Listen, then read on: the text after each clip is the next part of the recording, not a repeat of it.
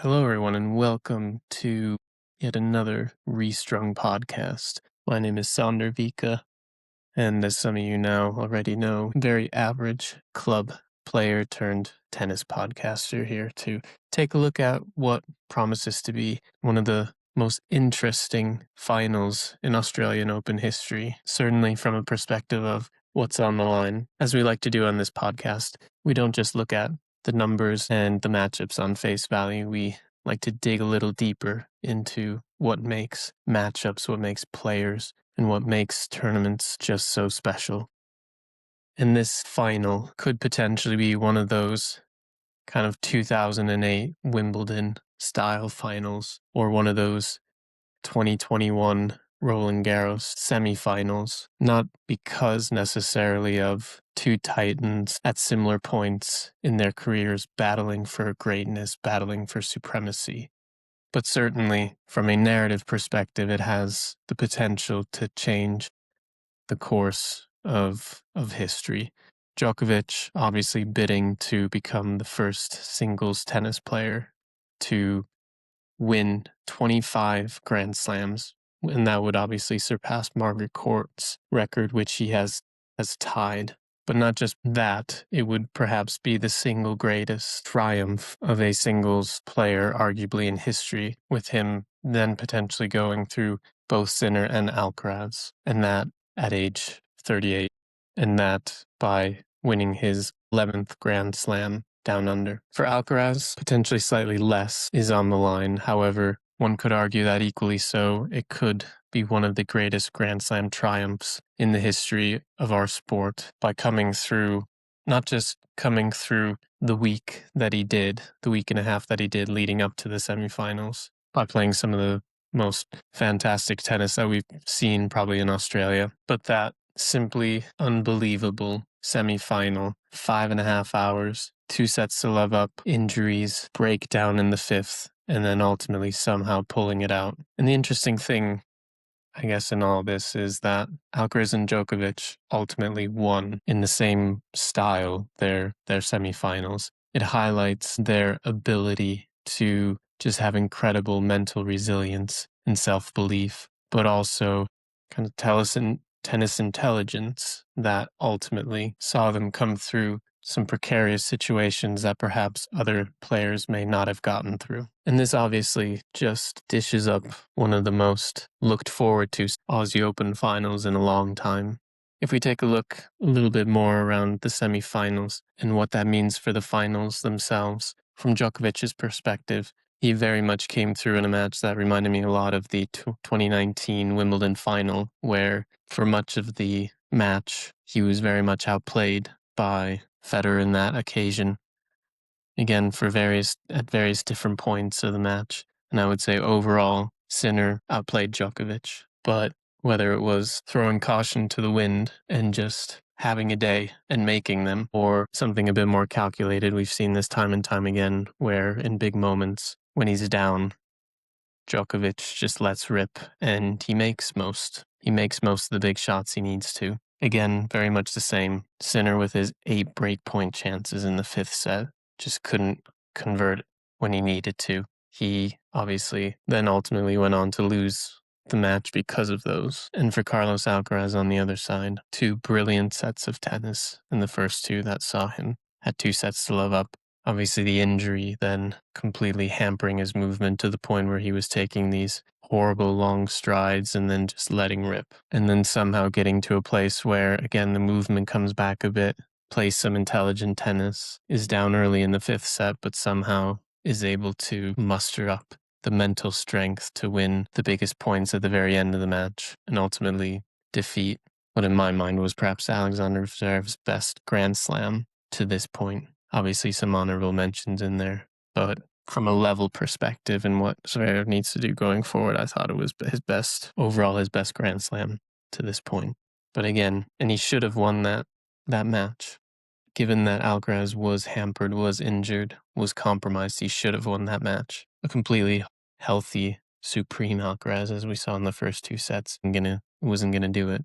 But certainly with the conditions and the circumstances at play, he should have. And that's obviously why he will be kicking himself for that. But again, as we look towards the final now, it sets things up very beautifully, and we hope that Carlos Alcaraz is fit and healthy and can regain that strength and that conditioning to ultimately be completely ready for the final on Sunday, because he'll need it, because obviously Djokovic has not lost a Australian Open final. It took all the way up to 2 years ago, 2024, to lose his first semifinal. These are the moments, these late stages in this, particularly this Grand Slam, where he has just excelled at and felt so comfortable and has been so resilient. And Alcaraz will need that mental strength to be able to combat that. I think for the most part, people will agree that if Alcaraz is able to be 100%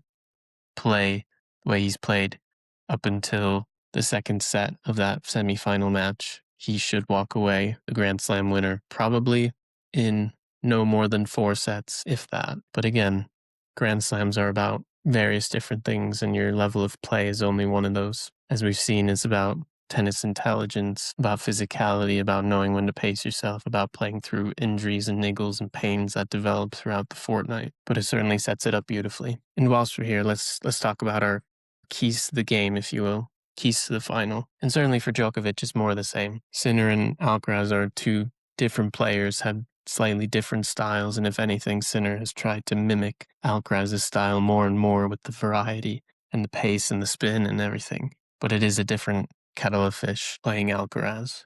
Djokovic will very much need to prevent Alcaraz from getting into that freestyle, free-flowing rhythm, because when Alcaraz is dictating, when he's able to set the tone, pace the rallies, inject power whenever he wants, when he's not being rushed, that's when Alcaraz is most dangerous, because he can do whatever he wants with the ball. He can rip it cross court, particularly with the forehand. He can go up the line with the backhand. He can drop shot, all these different things. In addition to that, Djokovic will need to have one of the best return matches of his life. He'll need to have that kind of return match that every once in a while frustrated Roger Federer so immensely back in their rivalries. If we remember back to the US Open, that was one of the things that Djokovic struggled so mightily with in their semi-final match, winning something like under 20% of points on Alcaraz's first serve. I think Alcaraz was over double that, and it just shows how much that matters. And then ultimately, third and probably most important one is Djokovic needs to be aggressive and he needs to try and dictate.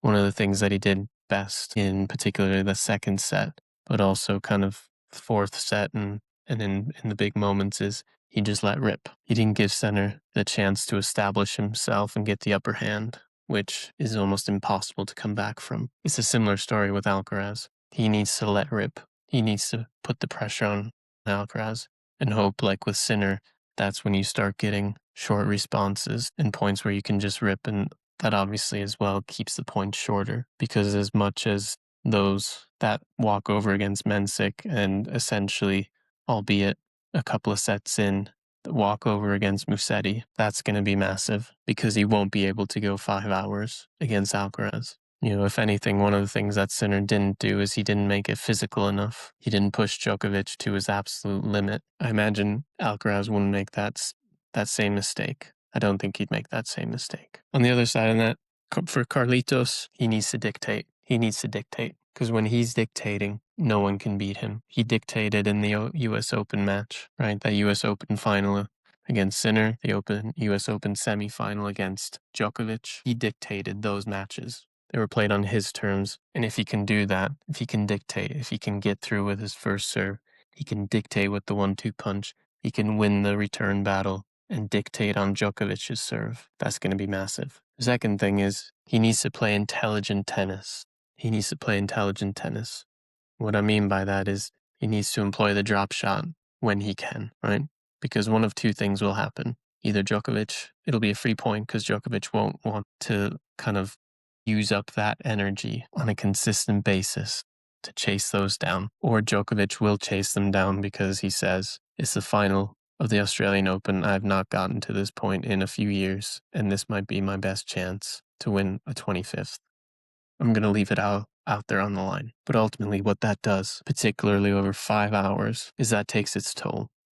because it's not just side to side, it's forwards and back. And if he's able to do that, if he's able to play intelligent tennis, move Djokovic around, make it physical, that's ultimately going to pay dividends for him. And if he's able to execute that, then it doesn't really matter how aggressive Djokovic will be, because, and this leads us on to the third thing, if Alcaraz is healthy, and I mean completely healthy, he's not compromised, he's not a tenth of a second late or slow because of some niggle, Djokovic will find it very difficult to hit through him. And that will mean that Djokovic will go for even more risk, because where Djokovic was maybe going at 90% and throwing caution to the wind against Sinner in the semifinal, it's likely he'd have to go 100 or 105%. And that, over 5 hours, are when errors start to creep up. Ultimately, this all sets us up for one hell of a duel, a generational duel. Obviously, Alcaraz had the last laugh at the US Open, but then Djokovic beat him in their only Australian Open contest last year. I'll also throw in that Djokovic has not beaten Alcaraz in a Grand Slam final, albeit he's only played Alcaraz on grass in a Grand Slam final. We'll see. It sets us up beautifully. It really does. I'm so excited. I hope you all are as well. You know, we here at Restrung are very much romantics of the game, which is why we place such a narrative around it. Not just from a view perspective or anything like that, but we truly love the storylines and the narratives and the arcs within the tennis story. And obviously you never know what 25 winning a 25th and being statistically the greatest tennis player of all time, regardless of gender, could do for Djokovic. On the other hand, the ebbs and flows of Carlos Alcaraz's career and what this could do by winning his career slam. What does that do? Especially in his quest against Jannik Sinner, but also against the greats. Regardless, we'll have a review of the Australian Open after the final on Sunday. We'll also have various little stories that we didn't cover throughout our Australian Open coverage here through smaller episodes on YouTube. So if you are interested in that in the coming days and weeks, check that out. We thank you very much for listening. This has been Restrung, and we'll catch you next time.